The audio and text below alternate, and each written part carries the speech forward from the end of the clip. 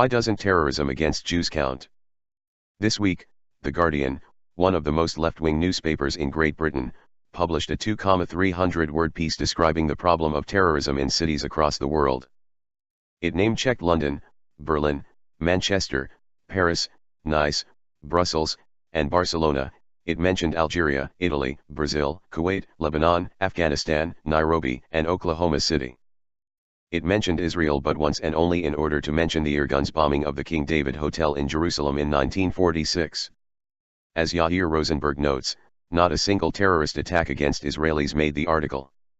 All of which raises a question: why is it that whenever Western leaders talk about terrorism, they seem to leave terrorism against Jews off the list? This isn't a rarity. It's regular and it's predictable. When President Barack Obama spoke about the Charlie Hebdo massacre in Paris, for example, he brushed off the simultaneous attack on a Jewish supermarket as random. He later backed down. When President George W. Bush spoke about global terrorism, he rarely mentioned terrorism inside Israel. When the media list terror attacks against Western targets, Jerusalem never earns a mention. There's no true excuse for leaving dead Israelis off the list of terror victims. Why? There are two possible explanations. Neither is good enough. First, there are those who claim that terrorism against Israelis is part of a broader political conflict, that such terrorism isn't religious in nature, but rather a tactic in a territorial war. That's absolute nonsense.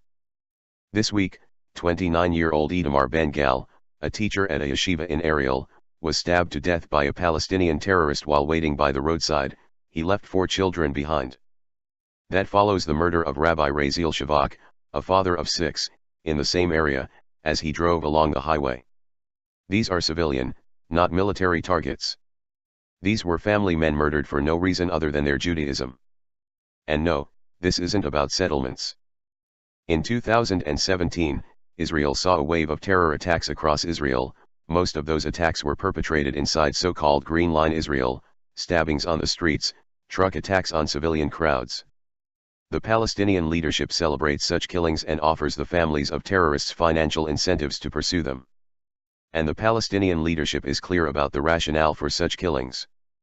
That rationale is the same as the Al-Qaeda rationale or the ISIS rationale, a radical Islamic political viewpoint that sees the slaughter of non-Muslim innocents as a tool in the jihad against the infidel. Palestinian Authority President Mahmoud Abbas isn't a moderate leader seeking peace. He's a radical who stated openly just weeks ago that Israel is a colonialist project that has nothing to do with the Jews. Then there's the second explanation for why the world would downplay terrorist attacks against Jews, an anti-Semitic attempt to separate off the Jews from the West. That's certainly the tendency in Europe, where it's convenient to view anti-Semitic attacks inside the continent by radical Muslims not as attacks on European citizens but as internecine warfare between two outsider groups. That's convenient because it allows Europe to treat the rise in anti-Semitic crime as an aberration rather than a serious internal problem. But it also reinforces the lie that Jews cannot be full citizens of the West. There's no true excuse for leaving dead Israelis off the list of terror victims. But those who do it don't need an excuse. They'll keep on doing it so long as the Jewish community remains silent about the omission. And so long as that omission remains the rule rather than the exception, the West will continue to ignore a basic, simple truth: the Jews of Israel are the canary in the coal mine in radical Islam's war against the West, not an outlier nation that can be cast aside for political convenience. What starts on the streets of Jerusalem usually finds its way to the streets of London. The non-Israeli West would be smart to recognize that fact, if only to protect itself. If you love your news from one sexy ass robot, then like and sub, then hit up my big fat bell.